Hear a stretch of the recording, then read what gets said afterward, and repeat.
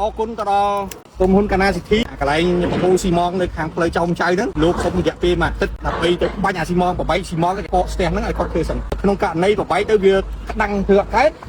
គេដូរពុកកាយដូរលូឲ្យចឹងគ្នាហើយជួយរំដោះឲ្យថ្ងៃនេះអរគុណទៅដល់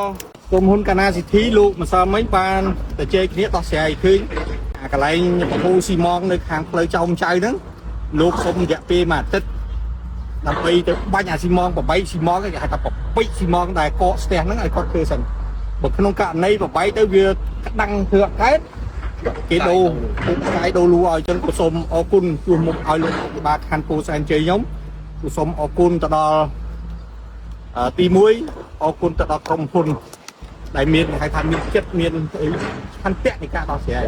ឲ្យក្រុមហ៊ុនឈ្មោះវ៉ាន់លោកវ៉ាន់អូនវ៉ាន់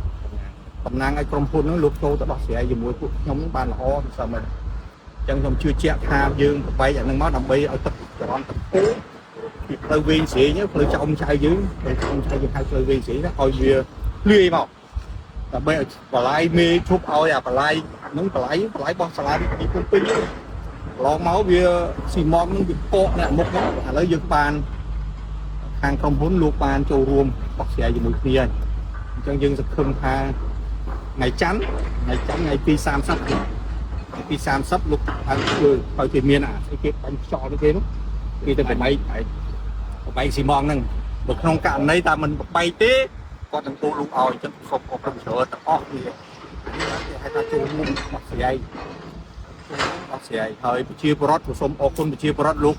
ចាំខ្ញុំថាមើលធ្វើបានអត់មិនចាំមើល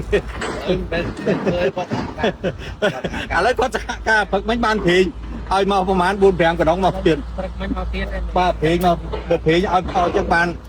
អ្នកស្រុកអ្នកភូមិលោកសប្បាយចិត្តនៃការចូលរួមពីរឿងបញ្ហាលូបញ្ហាបលាយហើយខ្ញុំជឿជាក់ថាសារនេះលោក